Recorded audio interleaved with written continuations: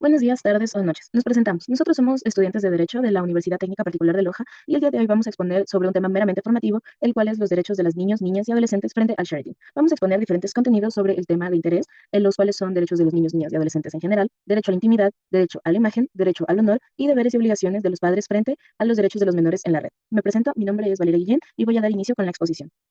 Primero, ¿cuál es la definición de los derechos de los niños, niñas y adolescentes? En el Código de la Niñez y la Adolescencia del Ecuador, reconoce a todos los niños, niñas y adolescentes como sujetos plenos de derechos y garantías, estipulados en el artículo 15 de este mismo código. Esto significa que tienen los mismos derechos que cualquier persona, más aquellos que son específicos de su edad y etapa de desarrollo. No se los ve como futuros ciudadanos, sino como personas con dignidad y derechos plenos desde su nacimiento hasta que cumplan la mayoría de edad o los 18 años, como lo dicen los artículos 2 y 4. Los derechos reconocidos incluyen, entre otros, el derecho a la vida, la salud, la identidad, la educación, la participación cultural, la libertad de expresión, la integridad personal y la protección frente al maltrato o el abandono. Todos estos están estipulados desde el artículo 20 hasta el artículo 55. Estos derechos son definidos como interdependientes, indivisibles, intransferibles, irrenunciables y de orden público, según el artículo 16, lo que obliga al Estado y a la sociedad a garantizar su respeto y cumplimiento. Pero bien, ¿cuál es la importancia de proteger los derechos de los niños, niñas y adolescentes? Proteger los derechos de estos sujetos es una responsabilidad compartida entre lo que es el Estado, la sociedad y la familia, como lo dice el artículo 8. Esta protección es crucial ya que los niños, niñas y adolescentes se encuentran en una etapa vital de formación, tanto emocional como cognitiva y física. El código además señala que la familia es un entorno natural y fundamental para el desarrollo integral de cualquiera de estos, según el artículo 9, y que el Estado debe apoyar a las familias en esta tarea. Además, se establece que en la formulación de las diferentes políticas públicas y asignación de recursos se debe garantizar prioridad absoluta a la infancia y a la adolescencia.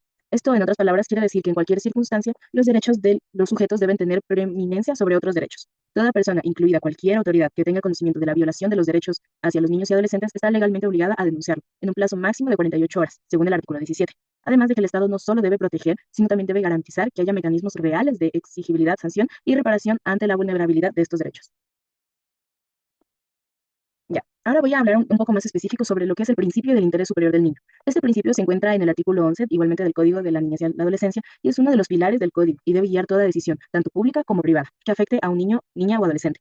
Se refiere básicamente a asegurar en todo momento el pleno ejercicio de sus derechos, buscando siempre lo que sea más beneficioso para su desarrollo integral. Este principio obliga a las autoridades judiciales y administrativas, instituciones públicas y privadas y a la familia a actuar tomando decisiones que favorezcan el bienestar del niño o adolescente, por encima de cualquier otra consideración. También se destaca que este principio prevalece incluso sobre el de la diversidad cultural, lo que refleja su peso dentro del sistema normativo ecuatoriano. Para que se aplique correctamente es necesario mantener un equilibrio entre los derechos y deberes del niño y su entorno, además de escuchar su opinión en casos en que esté en capacidad de expresarse. Esto refuerza el enfoque participativo y respetuoso hacia la niñez, promoviendo una verdadera cultura de respeto, inclusión y justicia. Ahora, vamos al primer punto, que es el derecho a la intimidad.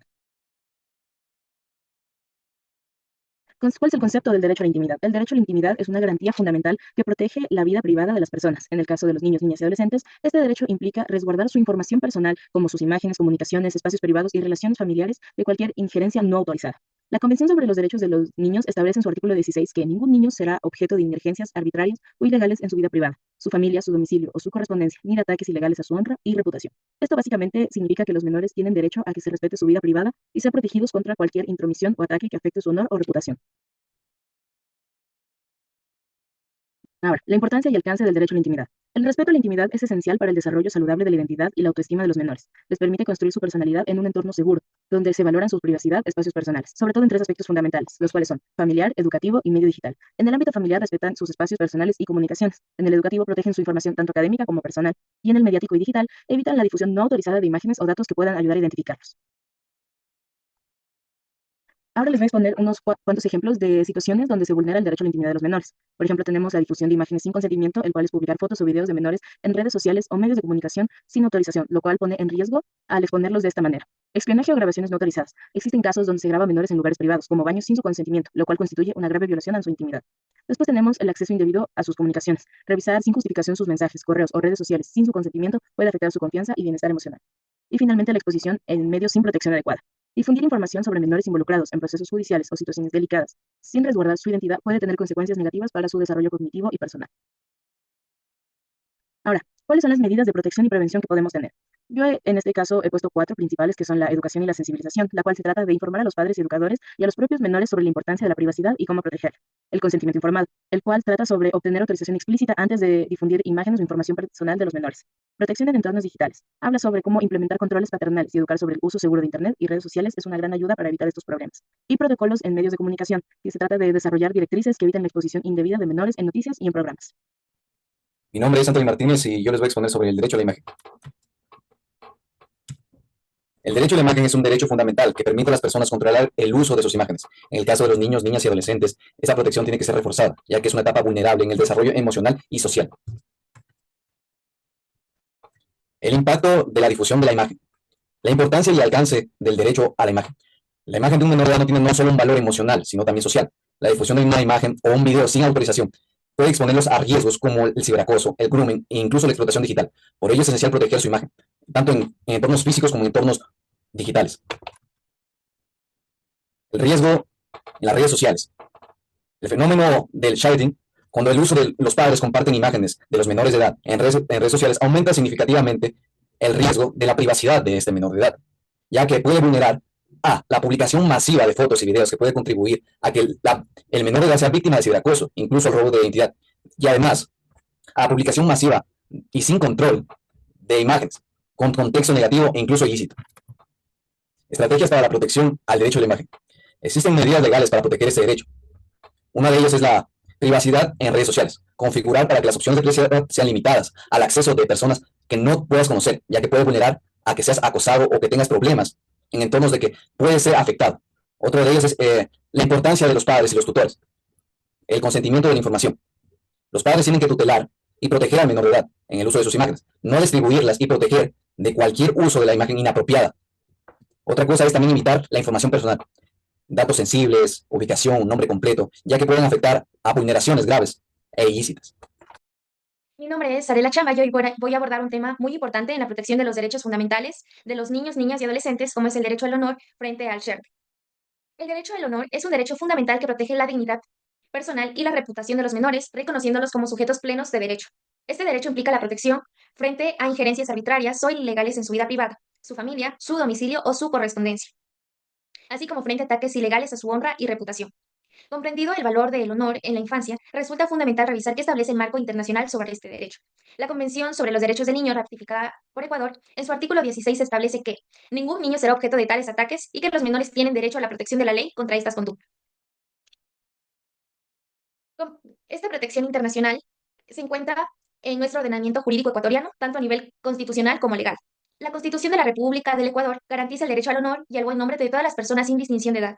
A su vez, el Código de la Niñez y Adolescencia establece medidas específicas para la protección de este derecho, prohibiendo, por ejemplo, la publicación de imágenes que permitan identificar a menores víctimas de abuso, maltrato o infracciones penales. A la par de las normas jurídicas, la doctrina también ha reflexionado profundamente sobre este derecho en los menores. La doctrina jurídica moderna sostiene que el derecho al honor es inherente a toda persona independientemente de su edad, aunque algunos autores han sostenido que los menores no pueden ser sujetos pasivos de delitos contra el honor por su falta de madurez.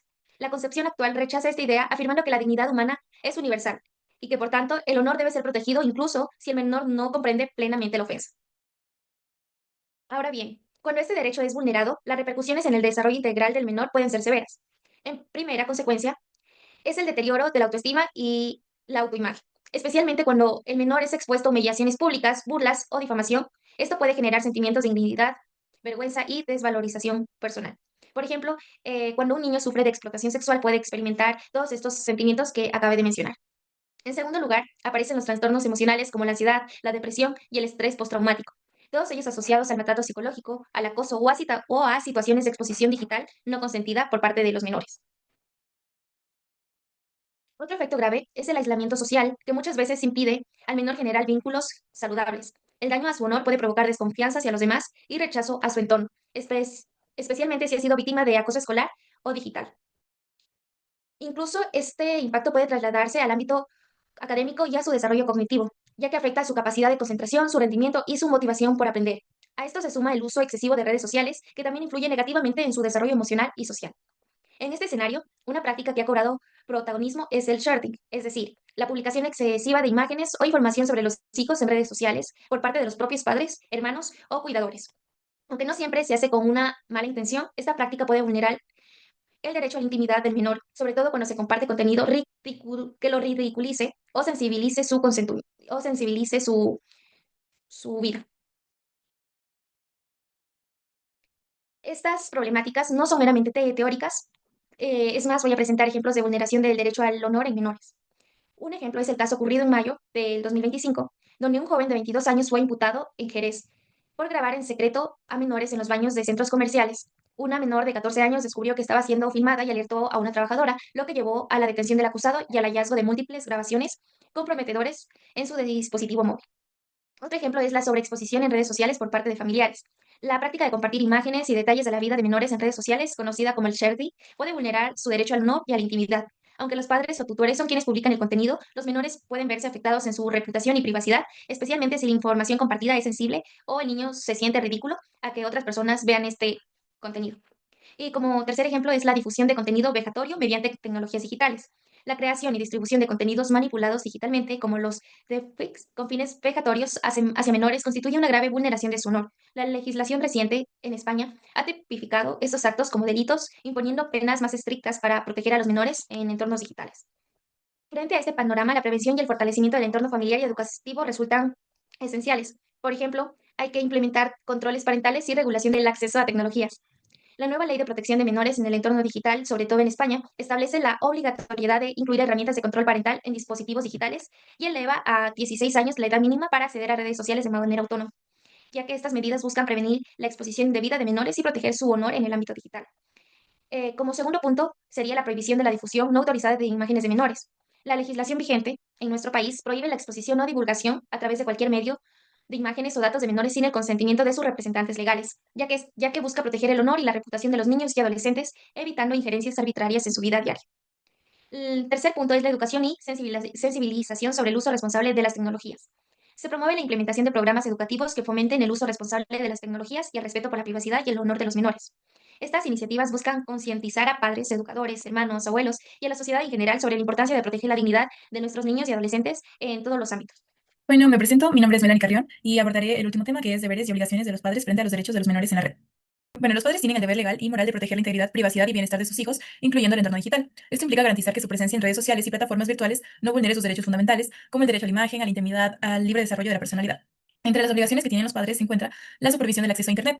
Se debe controlar el contenido al que acceden los menores. Otra obligación es la educación digital. Se debe enseñar a los hijos sobre los riesgos de la red. La protección de la privacidad. Se debe evitar publicar imágenes, datos personales o ubicaciones sin necesidad o sin su consentimiento. Y el consentimiento progresivo. A medida que el menor madura, debe tener voz en lo que se comparte de él o ella. Bueno, el concepto de principio de corresponsabilidad. Este es un principio legal y ético que indica que la protección y desarrollo integral de los niños y adolescentes no es solo responsabilidad de los padres, sino también del Estado, la sociedad, los medios de comunicación y el entorno digital. Todos deben colaborar activamente en la garantía de sus derechos. Bueno, su aplicación. Los padres pueden guiar y cuidar en el entorno físico y digital. El Estado puede establecer leyes y políticas de protección. Las plataformas digitales deben garantizar entornos seguros, control parental, denuncias de contenido inapropiado. Y la sociedad puede no fomentar ni compartir contenido que vulnere a los menores. Un ejemplo es la red social, que implementa herramientas de control parental y políticas de reporte de contenido inapropiado, cumpliendo su rol en la corresponsabilidad para proteger a los menores. Bueno, las medidas especiales de protección de la familia frente al sharing. Se recomienda el consentimiento informado, que se debe respetar la opinión del menor cuando tiene la edad suficiente para decidir. La regulación legal. Algunos países como Francia ya proponen leyes que limitan el sharing sin consentimiento. Las campañas de concienciación que pueden promover buenas prácticas entre padres sobre qué publicar.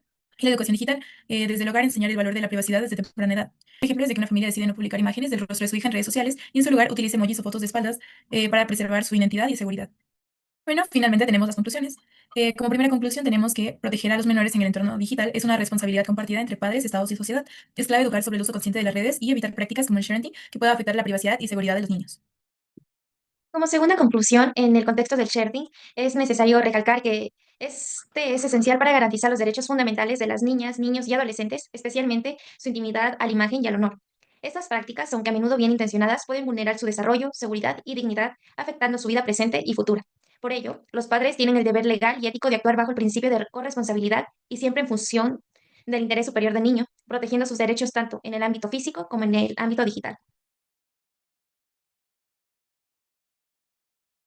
Como tercera conclusión, tenemos que garantizar los derechos de los niños, niñas y adolescentes, especialmente el derecho a la intimidad, es esencial para su desarrollo integral. El principio del interés superior del niño exige que todas las decisiones que los involucren prioricen su bienestar por encima de cualquier otro interés. En este marco, el respeto a su privacidad cobra gran importancia, sobre todo en el mundo digital, donde prácticas como el sharing pueden exponerlos a riesgos innecesarios. Proteger su intimidad no es solo un deber legal, sino un acto de responsabilidad, de respeto hacia su dignidad y autonomía. Como última conclusión, tenemos el derecho a la intimidad, imagen y honor de los menores, contribuye un pilar fundamental en la protección de los derechos emocionales y sociales. Estos derechos reconocen a nivel nacional e internacional, buscando garantizar un entorno seguro para los niños y adolescentes, preservando su privacidad y dignidad. Muchas gracias por escucharnos en esta exposición.